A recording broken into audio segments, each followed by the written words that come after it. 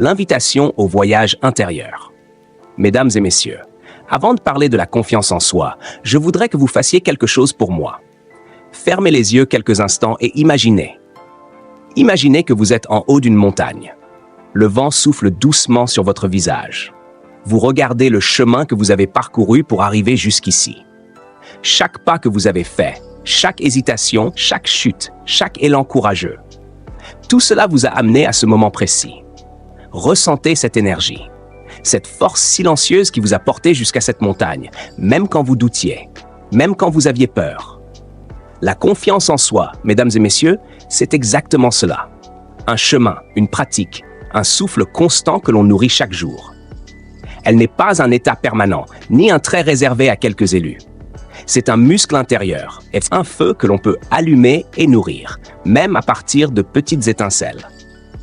Aujourd'hui, je ne suis pas là pour vous donner des recettes miracles. Je suis là pour vous inviter à un voyage à l'intérieur de vous-même. Un voyage où vous allez découvrir vos forces, apprivoiser vos peurs et apprendre à faire de chaque instant un pas vers votre propre puissance. Chapitre 1. Comprendre la confiance en soi. Introduction longue du chapitre.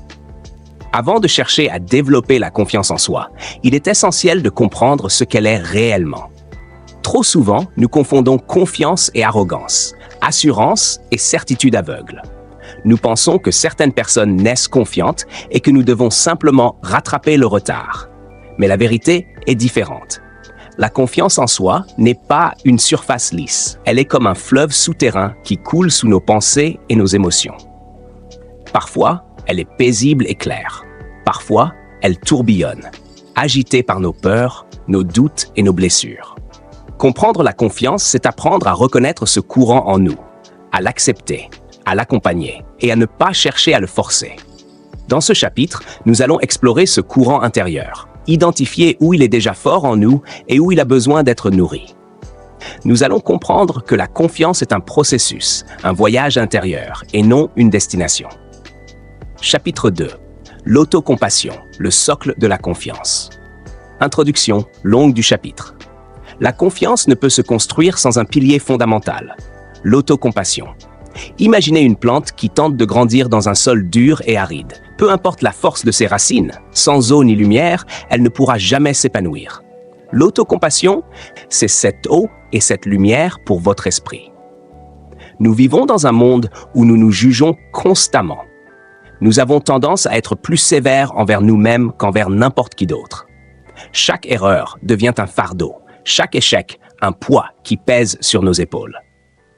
Mais si vous commenciez à vous traiter avec la même bienveillance que vous offririez à un ami cher. Dans ce chapitre, nous allons apprendre à nous offrir cette bienveillance. Nous allons comprendre que se juger sévèrement ne renforce jamais la confiance. Au contraire, c'est en apprenant à nous parler avec douceur et encouragement que nous nourrissons notre force intérieure et que nous faisons naître la confiance durable. Chapitre 3. Les actions quotidiennes qui nourrissent la confiance. Introduction longue du chapitre. La confiance ne naît pas seulement de pensées positives ou de méditation. Elle naît dans l'action. Imaginez un sculpteur face à un bloc de marbre. Il ne crée pas la statue en la regardant, mais en frappant, en ajustant, en modelant petit à petit. Chaque coup de ciseau, chaque geste compte. De même, chaque petite action que vous entreprenez, même modeste, nourrit la confiance. Chaque fois que vous choisissez de faire quelque chose malgré la peur ou le doute, vous posez une pierre dans votre maison intérieure de confiance.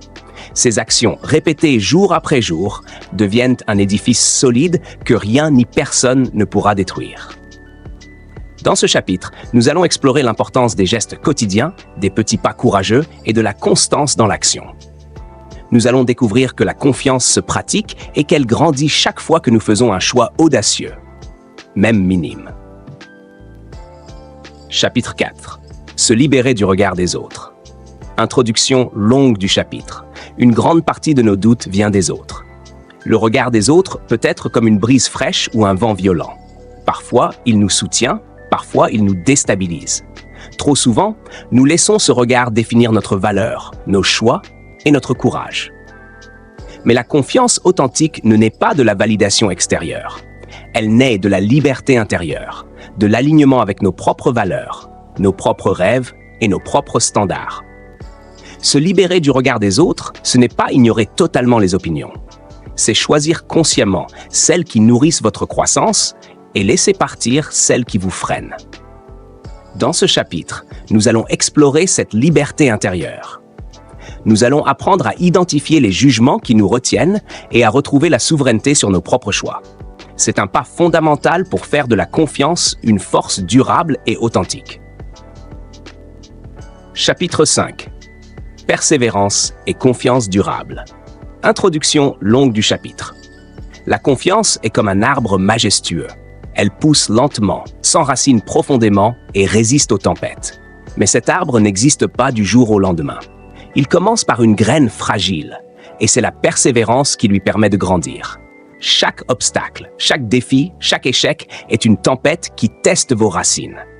Et c'est précisément en persévérant, en continuant malgré la peur, que vous renforcez votre tronc, élargissez vos branches et déployez vos feuilles vers la lumière. Dans ce chapitre, nous allons comprendre que la confiance n'est jamais acquise une fois pour toutes. Elle se cultive, se nourrit, se défend, chaque jour, dans chaque acte de courage, aussi petit soit-il. Nous allons apprendre à transformer nos expériences, même les plus difficiles, en forces durables qui soutiennent notre confiance sur le long terme.